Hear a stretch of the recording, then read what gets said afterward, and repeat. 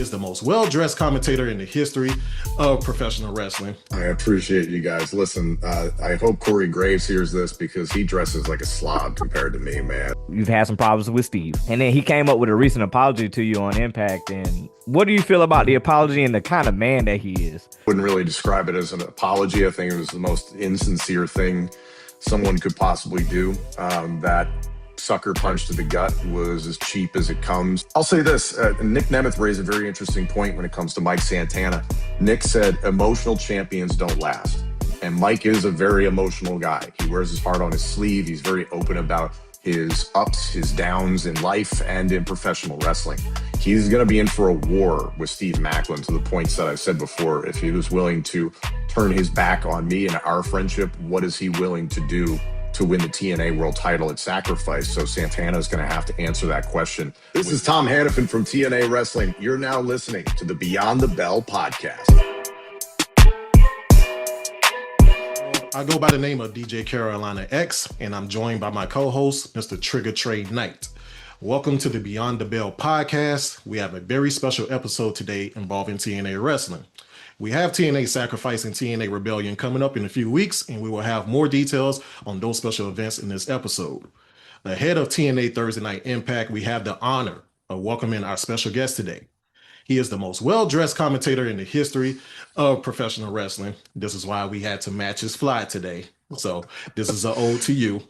He is the voice of TNA Wrestling. Ladies and gentlemen, welcome Mr. Tom Hannifan. Thank you for joining us today, Mr. Hannifan. I appreciate you guys. Listen, I hope Corey Graves hears this because he dresses like a slob compared to me, man. Like, you know, compared to you. I'm all kidding. He's very fashionable, but like Bobby the Brain Heenan, in my opinion, the most fashionable of any commentator in history. So, but I had to throw on a blazer just for you guys. So appreciate you guys coming dressed the way you are. I appreciate it. Absolutely. It's an honor. It's an honor to have you on the show today. First thing I wanted to get off, how are you doing? How is your mental? How's your past couple of weeks have been? I'm good. And thank you. That's a very nice question to ask. No, I'm doing good, man. Everything we're doing right now with TNA is just, it's been really exciting. This AMC era, things continue to build. The ratings come out every single week, and you know we top things every single week. It seems like it's just building incrementally. Life is good, family is good, no complaints on that front. So just looking forward to everything we're doing. We're going to be all over the map here in a little while. We'll be in New Orleans for Sacrifice, Cleveland for Rebellion live on pay-per-view, Syracuse, New York, Moose's old stomping grounds when he was in college, Sacramento in May. You know, for me, some places that I haven't been to work-wise since pre-pandemic. So I'm really excited to get to some of these places. Absolutely. I'm glad to hear. Glad to hear. We usually start off these interviews with a little icebreaker, you know, just to get to know you a little bit more. Let me know what is in your playlist as far as you're starting off your day. You may be going to the gym to work out, cleaning up the house. What kind of artists are you listening to nowadays? What is your favorite track that gets you going for the day? That's a great question. It all depends on mood. I think that's music, right? But it depends on, hey, if you're a little fired up or something, or if you're a little bit more mellow.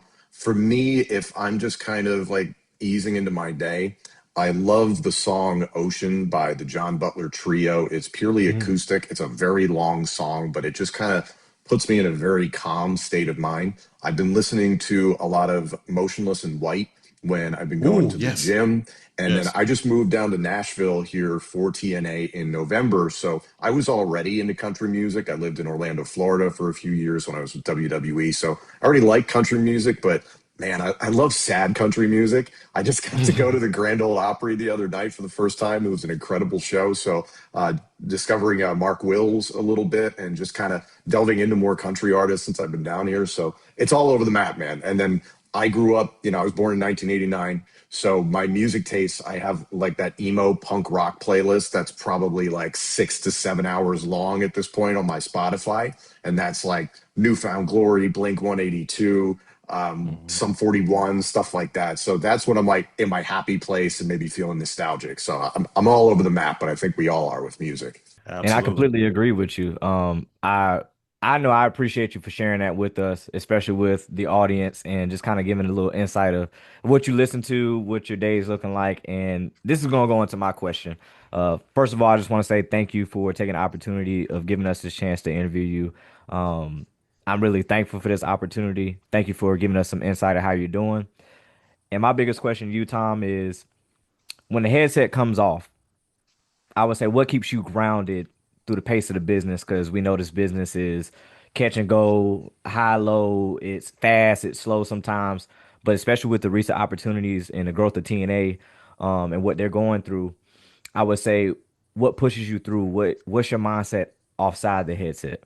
Well, first of all, thank you guys for the opportunity for letting me join you and get the word out about TNA. So I appreciate you guys. But when the headset comes off, it doesn't mean the work stops.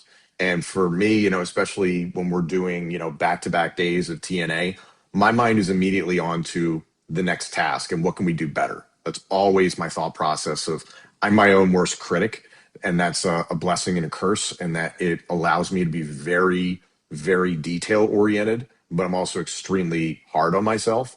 So the second we're done, night one, I'm already thinking about what could we have done better and how can we execute at a high level on night two. And then even when we're flying home, you're still thinking about, I need to fix this, or I want to do this. And the next time I'm out there, I'm going to try this. So I think the fun thing for me being with TNA and having spent so many years with WWE is that I'm still discovering new things. I'm still getting new opportunities 14 years into professional wrestling. So it's just evolving with that and giving myself a little bit of grace to the point about asking about, people's mental health, that sort of thing. It's like, hey, you can't just beat yourself up 24/7. You have to be happy with the successes, and it's okay to fail.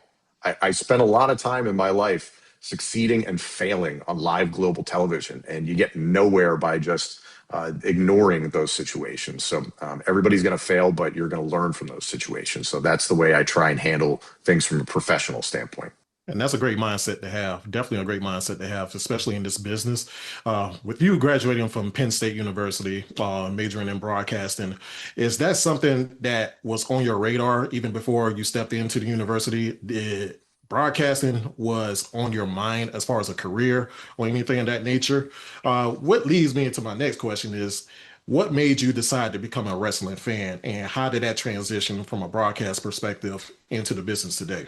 So for me, I'll start with the fan question. When I was younger, I was born in 1989. So when I first really became aware of wrestling, it was the late 90s, early 2000s. So the Attitude Era. And my parents were not okay with me Hmm. watching the Attitude Era. As you can imagine, like there was some stuff on there that was like, hey, Of you're a course. kid. You probably should be watching this. So I would sneak down to the basement when everybody was asleep and I'd watch Raw or Nitro when it was like, put it like turn all the lights out and put it on like one volume so I wouldn't get in any sort of trouble. So I'd watch the show and I was enamored with people like Stone Cold Steve Austin. And then when I discovered ECW stars like Rob Van Dam, later discovering TNA, and I fell in love with their tag team division. The Triangle Ladder match from WrestleMania 2000 is really what hooked me. I've gotten to work with everybody in that match. Like, Hmm. if you told that kid you're going to call the Dudleys' last match against the Hardys at Bound for Glory like we had, so I was like, this is crazy. This is absolutely insane. But Right. all that being said, I would describe myself as a casual fan when I was a kid. I went to high school and college. I was more focused on my studies. I was playing football and running track when I was in high school. And then when I went to Penn State, my focus was sports broadcasting, broadcast journalism. My goal, and I thought my path, was to be in football play by play, basketball play by play. And I got lucky. I'll say that to the day I died. 2012, I found a job lead online for WWE. My roommate was like, do it, give it a shot. Why not? And I was fortunate that they took a flyer on a 23-year-old kid, and I learned a lot. And now, 14 years later, here I am in pro wrestling. I love wrestling. I love getting to call this. I love getting to be a part of this. So it's a path I never envisioned, but here we are all these years later, and I don't think I would trade anything for it. That is sensational as far as coming from a fan's perspective and the things that you've been able to do, not only as a fan, but also stepping into this business and being a professional. Those are some pretty high accolades to get, especially when you come from looking at where you've been as a fan and going into like, hey, I get to step in the ring, I get to call these things to these people, and I think that's amazing as is. And I know recently in the last couple of weeks, you've had some problems with Steve. Steve Maclin's attack a few weeks ago, it kind of it wasn't nothing that was a beatdown, but more so I found it disrespectful. I know fans found it disrespectful. And then he came up with a recent apology to you on Impact. And what do you feel about the Mhm. apology and the kind of man that he is? I wouldn't really describe it as an apology. I think it was the most insincere thing someone could possibly do. That sucker Right. punch to the gut was as cheap as it comes, and I think all of us maybe have been in a scuffle or a fight in their lives, and you know what it's like to get punched in the stomach, and to have that from someone who I called my best friend for over a decade. It felt like I was getting stabbed in the back, honestly. So broke my heart. His apology was horrific, and what kills me about the entire situation with Steve is that I felt bad for him when he was fired, and I discovered that live on the air, and everybody saw how emotional I was, and that was very real. And for him to stoop to the level that he went to just to save his job, just to make sure he had a paycheck coming in, when he knew that he could have done other things to maybe try and get his job back or start grinding on the indies, something like that. And instead, his brain went to, I'm going to attack the one person who's fought for me the most in this company and someone who has been with me through everything personally for the last 10 plus years. I'm sure you guys have that friend in your life that's an everyday text. That was Steve Maclin for Right. me, and that's no more. So I am attempting to be as professional as possible whenever I'm calling the show, and it's something to do with Steve, but I'd be lying if I said that was going to be an easy circumstance come Sacrifice on the 27th in New Orleans. I'm going to try, but I think very little of Steve Maclin, because if he was willing to throw away his best friend for money and a world title shot, I shudder to think what else he would do. And we definitely share that same sentiment with you. We definitely want to give you grace and definitely want to give you our flowers for being such a professional person that you are and taking a high road, because that was despicable of what he's done to you. When it comes down to it, I see that you took the punch a little bit, like a man's supposed to do. And you have a strong physique and things of that nature. And yeah, I definitely want to give you your flowers on that, man. So Thanks. like you took that bump really well. Uh, is it something that thought outside of commentary as far as stepping into the ring, not even as a wrestler or not even as a performer, but in a managerial role? Is commentating something that you only solely want to do going forward, or do you have that option or that ability to step in a managerial role? I don't know if I have the answer to that right now. I love commentary. I love doing play by play. At the same time, having the opportunity from a professional standpoint, just looking at, putting together something in the ring or, whatever, it's a performance. And that Mhm. performance element, that opportunity to emote is intoxicating.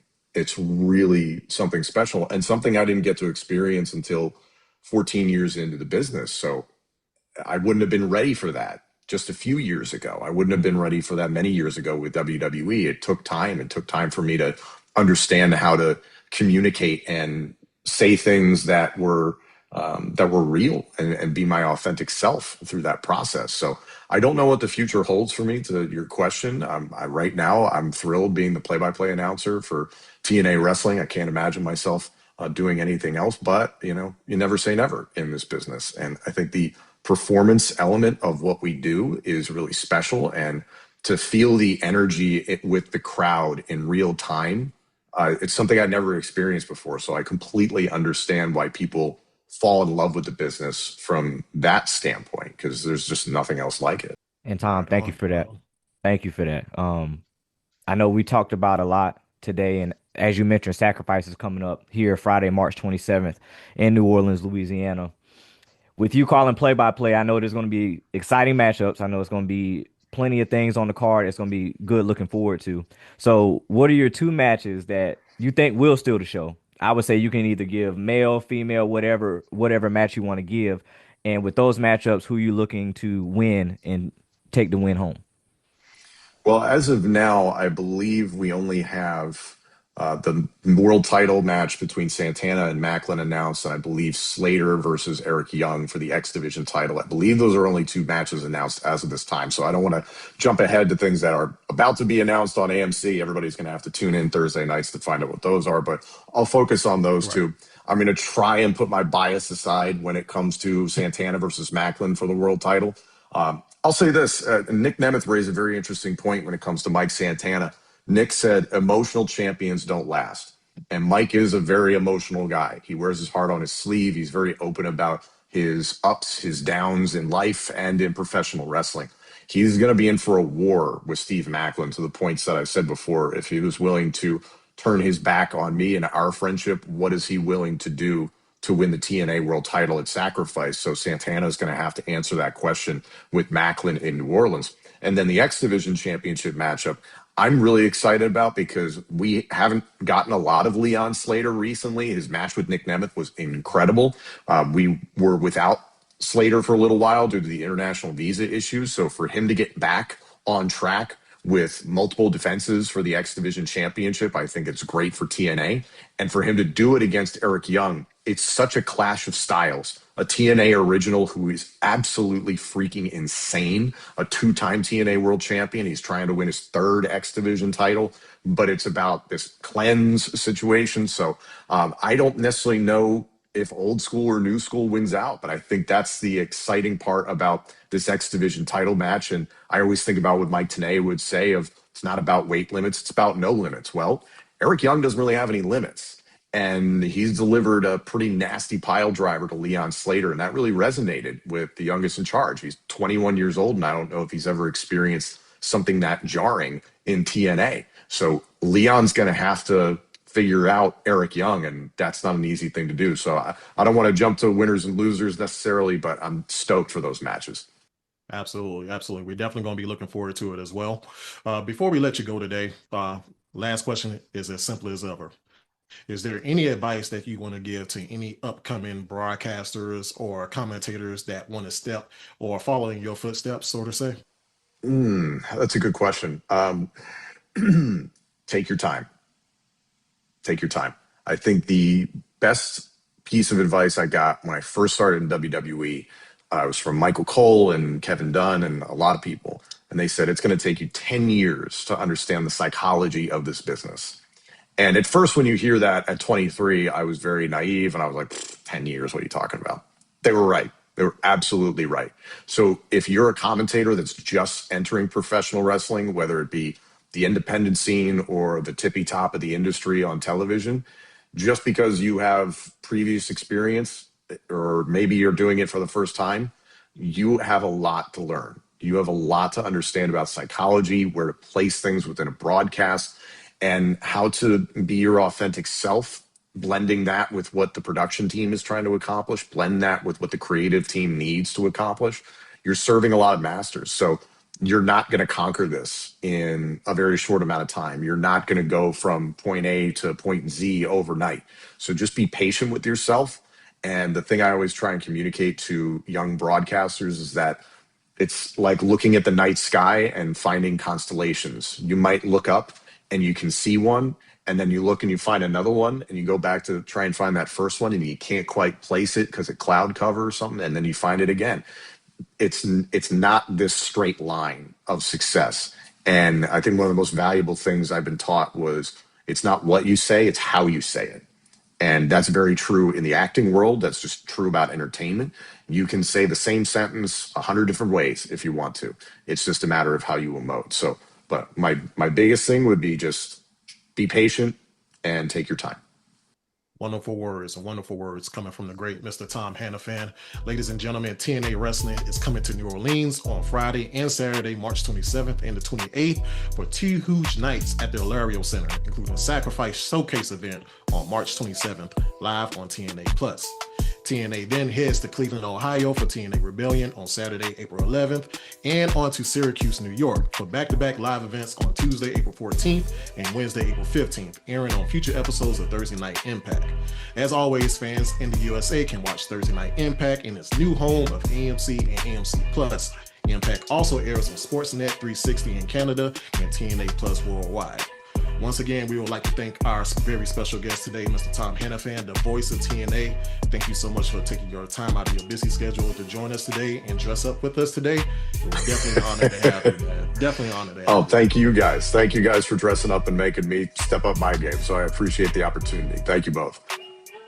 It's a pleasure. It's a pleasure. My name is DJ Carolina X. My co-host Trigger Trey Knight. Shout out to all the BTB fans out there. This is Beyond the Bell podcast, and we are out.